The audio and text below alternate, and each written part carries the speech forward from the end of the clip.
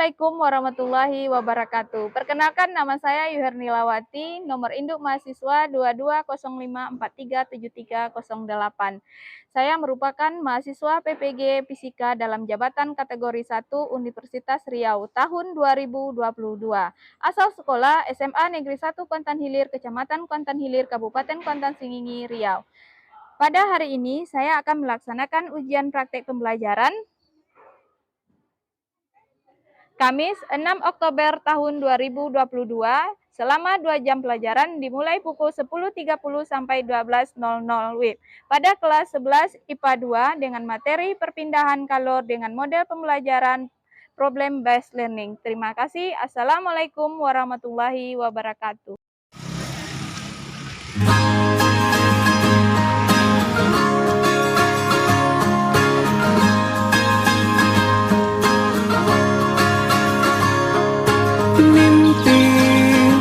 Adalah kunci untuk kita menaklukkan dunia.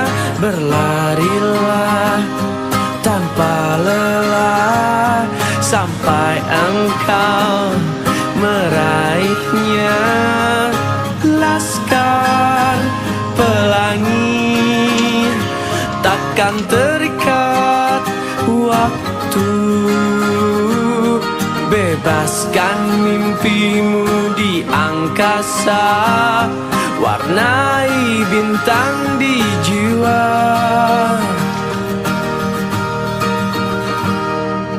Menarilah dan terus tertawa walau.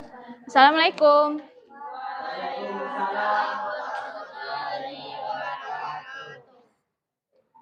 Sehat? Sudah masuk semua? Ya. Sebelum kita mulai pembelajaran, sampah yang masih ada di atas meja, di bawah mejanya, tolong bersihkan, nak. Dibuang dulu ke tong sampah.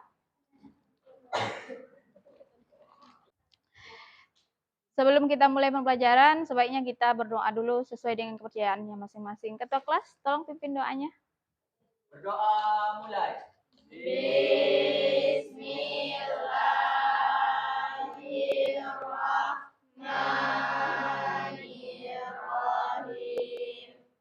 Allahumma rabbil zidna ilman warzuqna fahman. Kita nyanyikan dulu lagu wajib nasional, itu Garuda Pancasila. Silakan berdiri. Langsung aja ya. 1, 2, 3. Garuda Pancasila, Akulah pendukungmu, patriot proklamasi, sedia berkorban untukmu. Ada yang tidak hadir? Nih, bagus, hadir semua ya.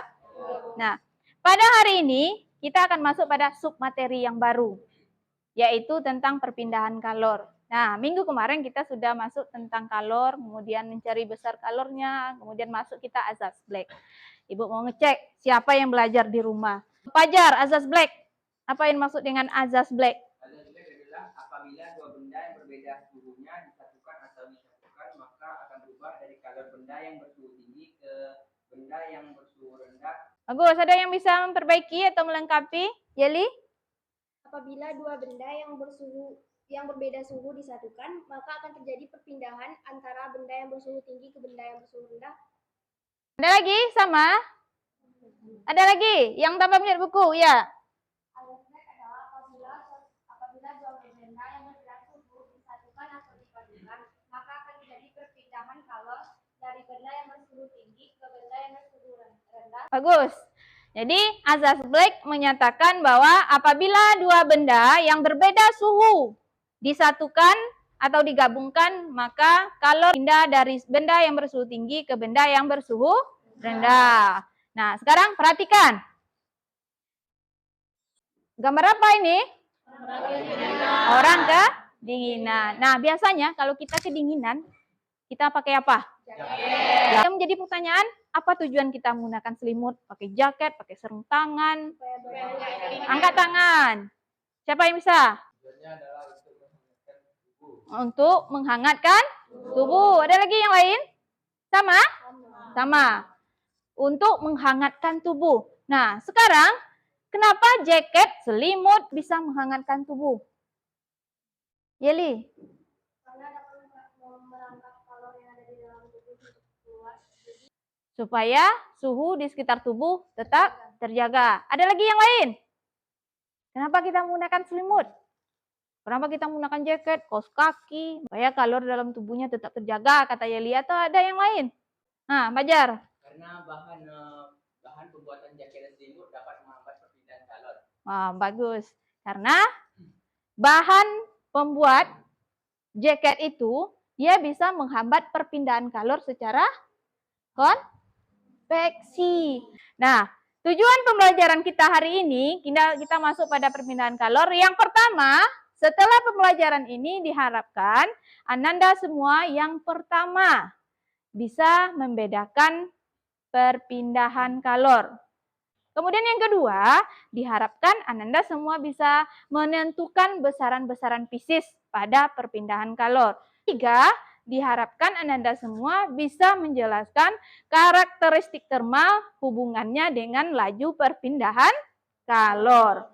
Teknik penilaian seperti biasa, yang pertama Ibu akan melihat penilaian pada diskusi kelompoknya dengan lembar observasi. Kemudian yang kedua kita akan penilaian pengetahuan seperti biasa menggunakan Google Form. Ada HP-nya dibawa?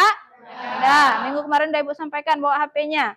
Kemudian yang ketiga adalah penilaian keterampilan, yaitu nanti tampil presentasi. Jadi aktif bertanya, pandai menyampaikan, mempertahankan pendapatnya saat diskusi nanti itu ada nilainya. Masuk kita submateri kita hari ini, pembelajaran kita hari ini, yaitu tugas baca minggu kemarin. Minggu kemarin udah Ibu sampaikan tugas baca di rumah adalah perpindahan kalor. Nah, setelah kita belajar minggu kemarin, kita sudah tahu bahwa ternyata kalor itu dapat berpindah. Kalor itu dapat berpindah. Nah, bagaimana kalor itu dapat berpindah? Kemudian caranya kalor itu berpindah. Siapa yang bisa membantu Ibu menjelaskan bagaimana kalor itu dapat berpindah? Angkat tangan. Yeli? Kalor dapat berpindah melalui 3 cara. Yang pertama itu konduksi, yang kedua konveksi, dan yang ketiga itu reaksi.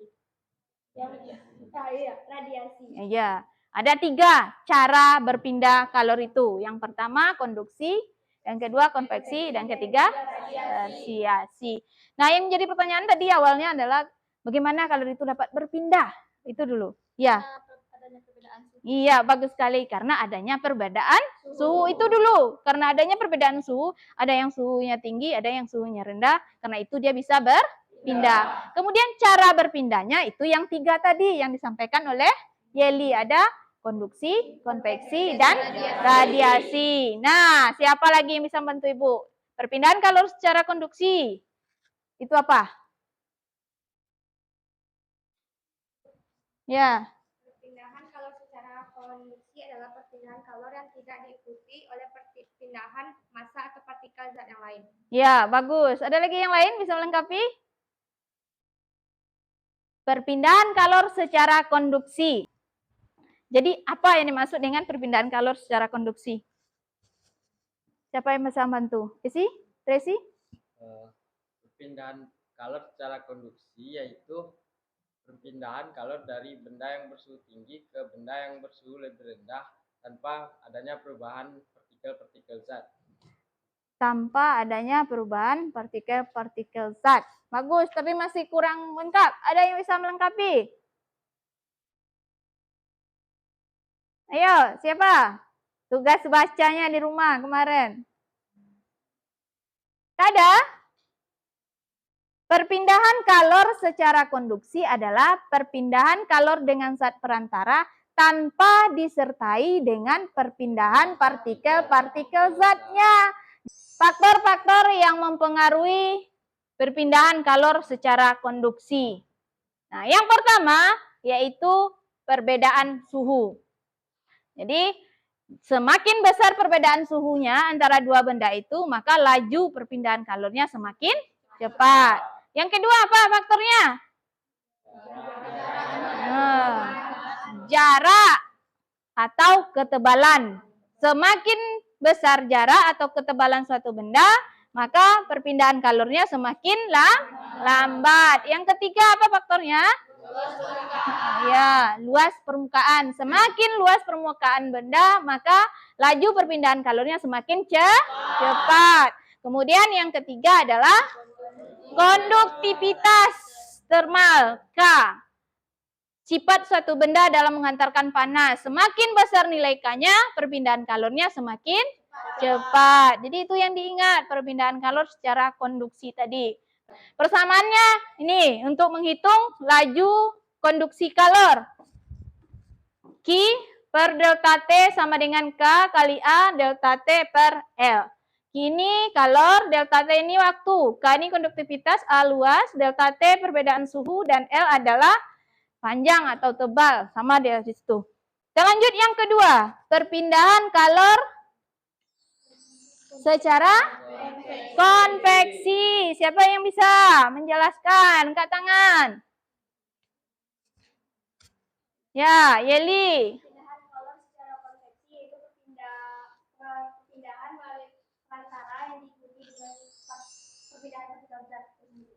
Iya, bagus. Perpindahan kalor secara konveksi adalah perpindahan kalor dengan zat perantara yang disertai dengan perpindahan partikel zatnya. Contohnya ini kita masak air panas, masak air ya. Awalnya yang mendidih, yang panas itu adalah air yang ada pada dasarnya. Naik suhunya pada dasar, kemudian karena massa jenis kalau sudah panas itu akan mengecil, jadi dia naik ke permukaan. Dan air yang berada di permukaan akan turun menggantikan air yang berada di bawah. Seperti itu siklusnya terus sampai akhirnya air mendidih seluruhnya. Coba jelaskan. Ini salah satu contoh dari perpindahan kalor secara konveksi, yaitu adanya angin darat dan angin laut. Siapa yang bisa menjelaskan? Coba yang lain, jangan itu saja orangnya. Angin darat pada malam hari, angin laut pada siang hari. Coba jelaskan bagaimana proses terjadinya angin darat dan bagaimana proses terjadinya angin laut. Angin darat, angin laut ini dimanfaatkan oleh nelayan untuk mencari ikan melaut. Angin darat, angin laut. Siapa yang bisa membantu? Ini tugas baca nih kemarin kan, Ibu sampaikan. Ayo, siapa? Tak ada? Ada? Nah, tak apa-apa salah, jangan takut. Namanya kita belajar. Angin darat terjadi pada malam hari. Ya. Pada malam hari daratan lebih cepat dingin daripada laut sehingga udara di atas laut naik dan tepatnya digantikan oleh udara dari atas daratan. Iya, bagus. Itu dia proses angin darat. Angin laut gimana? Ini terjadi pada siang hari. Tracy. Angin laut terjadi pada siang hari karena cuaca di daratan lebih panas daripada cuaca di laut. Sebenarnya kalian paham, cuma mungkin menyampaikannya gitu. Makanya ini ada gambarnya. Kan ada siklus anginnya, kan ada di situ. Nah, kalau siang hari, udara yang ada di daratan ini lebih panas daripada yang di laut. Nah, udara yang di daratan ini akan naik, digantikan oleh udara yang di laut. Yang dingin ini. Udara yang laut ini naik ke daratan. Yang di daratan ini nanti akan turun ke laut dia. Menggantikan udara yang ada di laut. Makanya angin laut ini dimanfaatkan oleh nelayan untuk apa? Untuk pulang melaut karena angin laut bergerak ke daratan. Kalau angin darat ini terjadi pada malam hari. Karena malam hari udara yang dingin itu adalah daratan. Jadi angin bergerak dari daratan ke laut. Di laut lebih panas. Jadi angin bergerak dari daratan ke laut. Nah, ini dimanfaatkan oleh nelayan untuk pergi melaut. Ini merupakan contoh dari perpindahan kalor secara konveksi. Nah, faktor-faktor yang mempengaruhinya. Yang pertama, luas permukaan. Semakin luas permukaannya, maka perpindahan kalor semakin cepat. Sama dia dengan konduksi tadi. Kemudian yang kedua adalah perbedaan suhu, delta T-nya juga. Semakin besar perbedaan suhu, perpindahan kalornya semakin cepat. Yang ketiga adalah koefisien konveksi, H. Ini dia. Kemudian ini tergantung ya, koefisien konveksi ini tergantung benda permukaannya. Rumusnya ini dia, Q per T sama dengan H kali A kali delta T.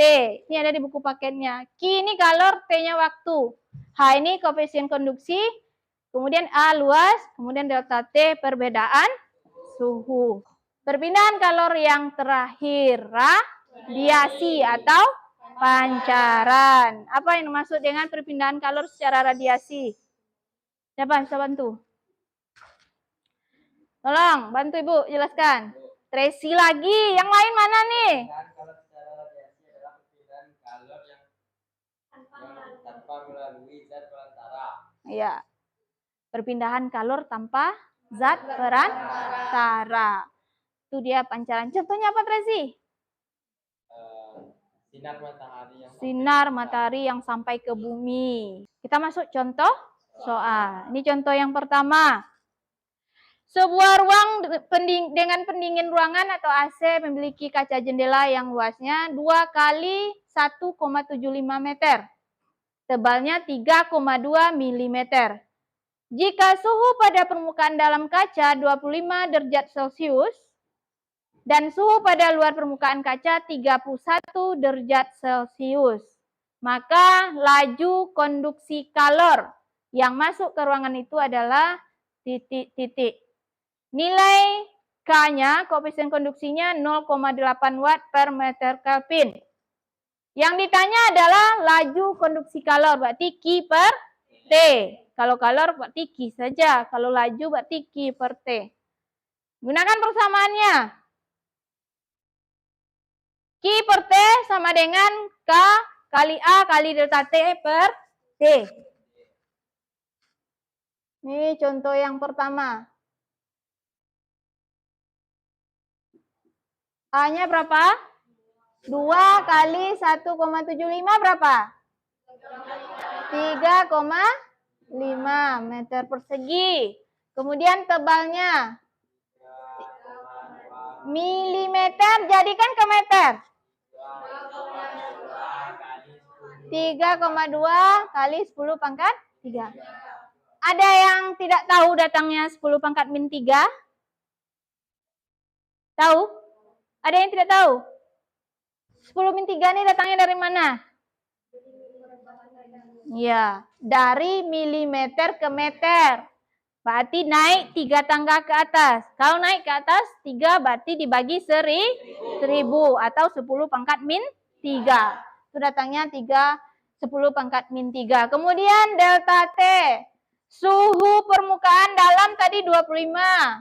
Kemudian permukaan luar 31 dikurang 25 dapat atau 6 Kelvin sama. Kemudian kita cari lajunya.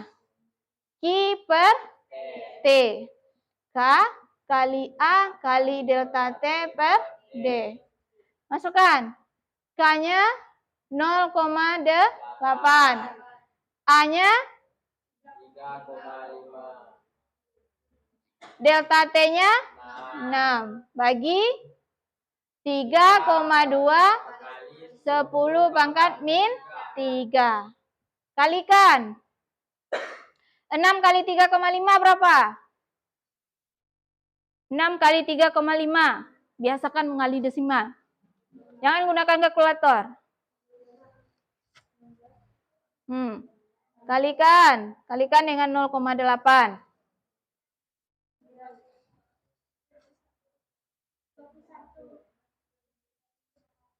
Kali 0,8. Berapa?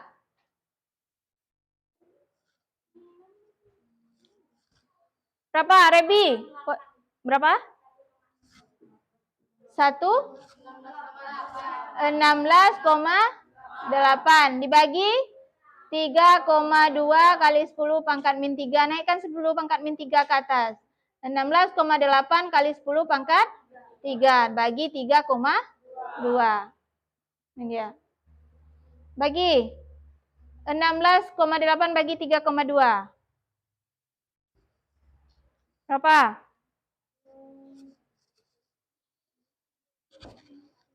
Berapa? Berapa? 16,8 bagi 3,2. Atau 168 bagi 32. Biar mudah. Berapa hasilnya? Berapa? 5,25. Kalikan 1000. Kalikan 1000.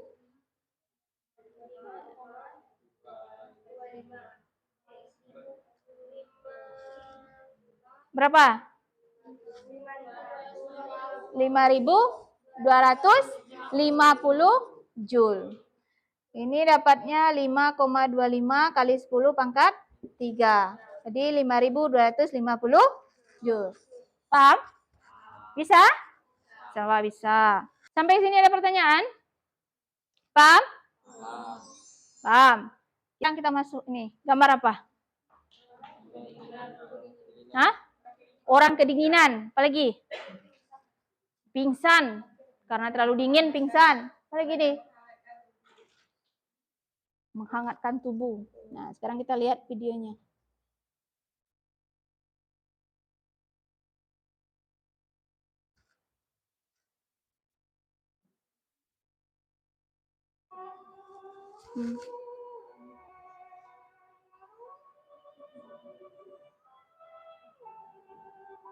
Hipotermia yang dialami oleh pendaki.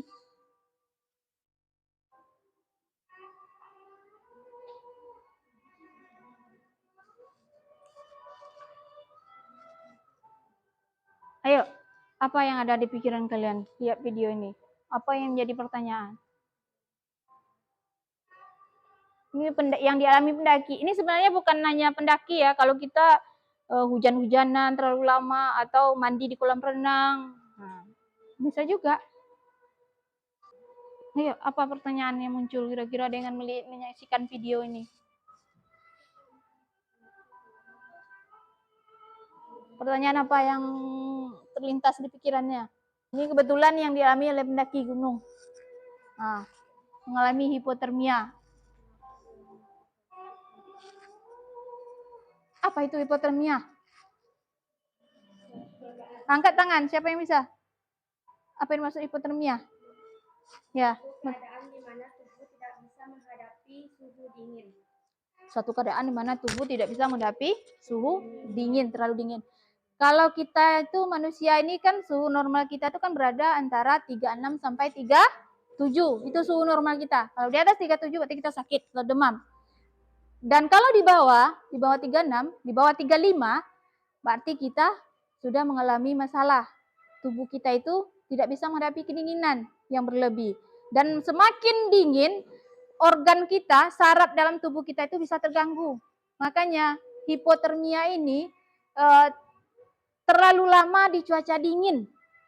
Jadi itu sangat berbahaya, bisa menyebabkan kematian. Ada filmnya dulu kalau tidak salah Ibu lihat, cerita pendaki di Gunung Everest yang tertinggi di dunia itu. Karena terlalu tinggi, dia melepas semua pakaiannya. Sebenarnya dia kedinginan, cuma karena pikiran di dalam tubuhnya itu dia kepanasan, dibukanya ya akhirnya meninggal itu. Jadi sangat berbahaya kalau kita tidak paham mendaki gunung dengan kondisi seperti itu, ya. Jadi suhu normal kita itu cuma bisa sampai 36, 37 yang normalnya. Kalau sudah di bawah 35 nanti kita itu mulai berbahaya, ya.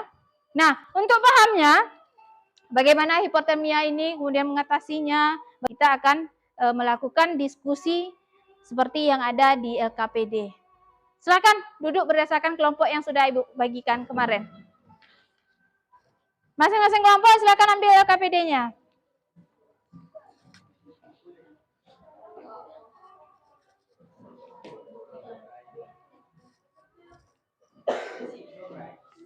Nih. Silakan buka LKPD-nya. Masalah kita nih tadi ya. hipotermia yang dialami pendaki gitu. Nah, di sini ada masalah tadi hipotermia, jika kita mengalaminya apa yang dilakukan, kemudian ada materi perpindahan kalor itu ada 3. Nah, setelah itu silakan kalian diskusikan. Nah, ini dia. Ada yang pertama ada tabel beberapa fenomena perpindahan kalor. Kemudian kalian tentukan termasuk ke dalam perpindahan kalor yang mana fenomena itu. Diskusikan dalam kelompoknya sampai nanti pada tahap kesimpulan. Gunakan buku paket, handphonenya. Karena bawa handphone kan bisa cari di Google langsung. Nah, dibuka bukan penilaian ya.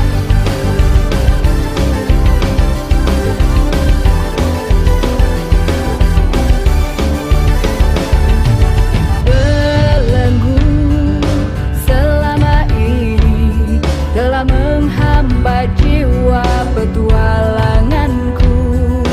Keseragaman suatu keharusan, keberagaman kadang terlupakan. Karena kebutuhan kita berbeda, karena kemampuan kita tak sama. Merdeka belajar, itu yang ku mau. Coba yang ku suka, coba yang ku mampu. Merdeka belajar, itu yang ku mau. Dimanapun saja, yakinkan Indonesia maju. KPD-nya saja. Biar lebih cepat selesainya. Nanti kita presentasi lagi kan.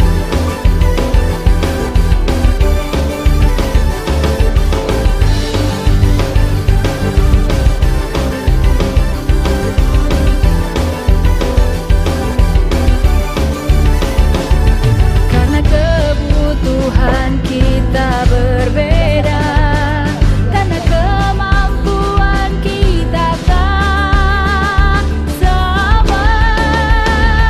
Merdeka belajar, itu yang ku mau. Coba yang ku suka, coba yang ku mampu. Merdeka belajar, itu yang ku mau. Dimanapun saja, yakinkan Indonesia maju. Berkarya, berinovasi yang dibutuhkan saat ini. Merdeka belajar, itu yang ku mau. Coba yang ku suka, coba yang ku mampu. Merdeka belajar, itu yang ku mau. Dimanapun saja, yakinkan Indonesia maju. Yakinkan Indonesia maju. Belajar, merdeka belajar. Merdeka belajar. I sama dengan K.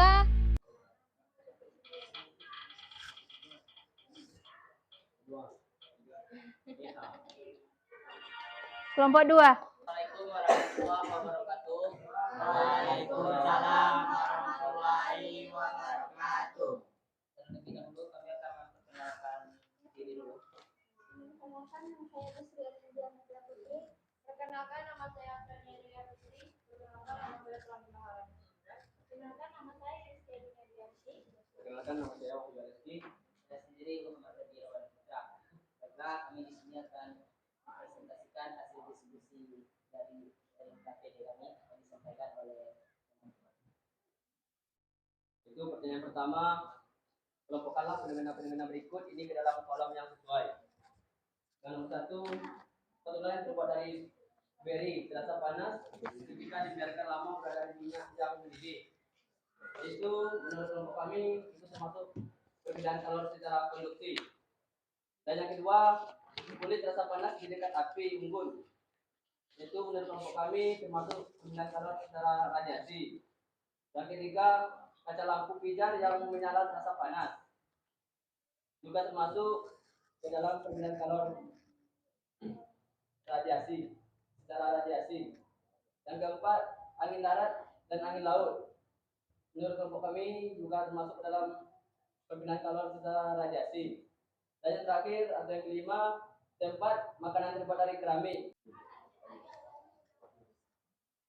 Saya Tiara Nani, perwakilan dari kelompok 3 ingin mengajukan pertanyaan kepada kelompok 2, yaitu kenapa angin darat dan angin laut termasuk kepada contoh perpindahan kalor secara radiasi. Kan tadi sudah dijelaskan bahwa angin laut dan angin darat itu termasuk kepada perpindahan kalor secara konveksi. Kenapa bisa radiasi? Ayo cepat jawab. Kenapa? Apa alasannya gitu? Memang benar jawabannya itu yaitu perpindahan secara konveksi atau secara aliran kami tanyakan. Sebab perpindahan kalor secara konveksi adalah perpindahan kalor yang disertai perpindahan gas pelataran. Jadi terima kasih kami ucapkan kepada kelompok 3 telah mengingatkan. Iya, bagus. Saja yang menyampaikan. Assalamualaikum warahmatullahi wabarakatuh. Waalaikumsalam warahmatullahi wabarakatuh. Gak apa-apa ya, kalau salah itu gak apa-apa. Kita kan dalam proses belajar. Yang namanya manusia itu kan tak lepas dari kesilapan itu. Makanya tadi perhatikan saat Ibu menyampaikan tadi. Kan udah jelas tadi diterangkan. Itu termasuk dalam contoh perpindahan kalor secara konveksi. Yang lain ada lagi? Ada? Tidak? Nah, kalau tidak, tutup. Dan terima kasih untuk semua kelompok yang sudah mempresentasikan hasil kerja kelompok yang di LKPD. Sekarang kita simpulkan, menjawab masalah awal kita tadi, yaitu mengatasi hipotermia. Nah, apa saja tadi cara mengatasi hipotermia? Tolong, siapa? Ya. Menggunakan jaket. Apalagi? Bagus. Memberikan minuman hangat. Memberikan makanan yang berkalori tinggi, ya. Membuat api unggun, bagus. Apa lagi? Pelangi. Ya, mengganti pakaian basah dengan yang kering. Tracy. Ya, kalau pendaki gunung dibawa masuk ke dalam tenda. Jadi, kemudian para ilmuwan itu menemukan konsep tentang perpindahan kalor itu di dalam Al-Quran. Orang Islam itu sudah membahas itu ternyata. Yaitu pada surat Al-Kahfi ayat 86. Matahari itu, panas matahari itu bisa membakar kulit manusia jika tidak ada pelindungnya seperti rumah atau pohon. Kemudian dalam falsafah kehidupan bermasyarakat, orang Minang juga ada. Yang pepatahnya, adat nan tak lakang dek paneh dan tak lapuk dek hujan. Artinya paneh di sini artinya panas. Berarti panas itu adalah radiasi dari cahaya matahari, ya, yang sampai ke bumi. Jadi sinar matahari ini dapat merusak suatu benda, kecuali adat Minang gitu. Nah, kesimpulan kita yang pertama, kalor itu berpindah karena adanya perbedaan suhu. Kemudian caranya berpindah ada 3, konduksi, konveksi, dan radiasi. Manfaat dari pembelajaran kita tentang perpindahan kalor. Apa saja manfaatnya dalam kehidupan kita sehari-hari? Ayo, angkat tangan. Nesa. Pada memasak air, proses memasak air. Bagus, ada lagi? Rebi? Nah, pada proses menjemur pakaian. Ya. Menyetrika pakaian. Ada lagi yang di belakang? Tracy? Apa lagi? Nelayan bisa melaut dengan angin laut dan angin laut. Ya, nelayan bisa melaut dengan proses angin laut dengan angin darat. Sekarang keluarkan HP-nya, kita kuis.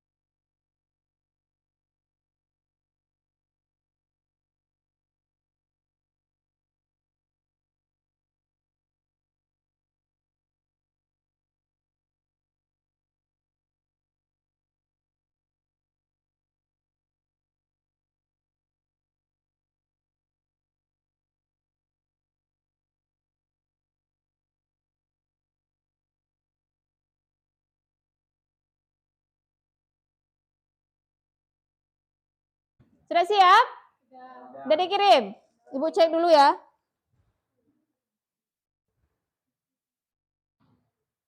Soalnya 4, berarti satu soal poinnya 25. KKM kita 75. Ya, bagus ya. Sudah di atas KKM semua. Tapi masih ada yang belum dapat 100. Ya. Yang belum, coba pelajari lagi di rumah. Ya, diulang-ulang lagi. Nah, sekarang ada tadi Ibu bagikan untuk refleksi emotikonnya.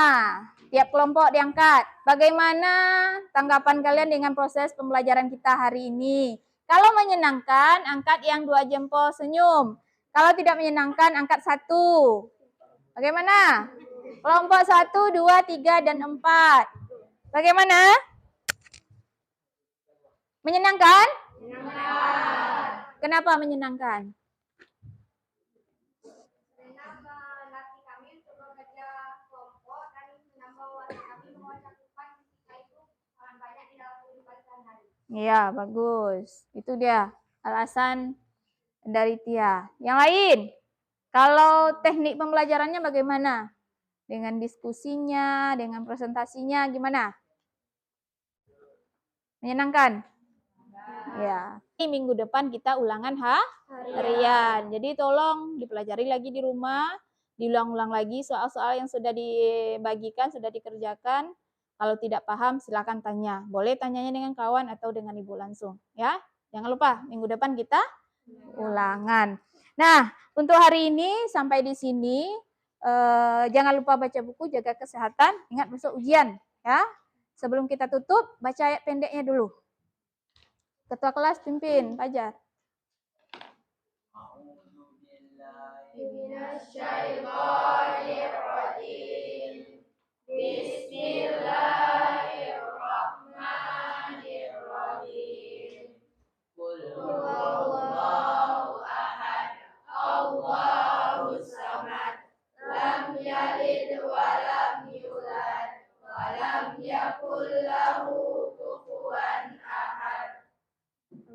Amin. Ya, sekian, terima kasih. Assalamualaikum warahmatullahi wabarakatuh.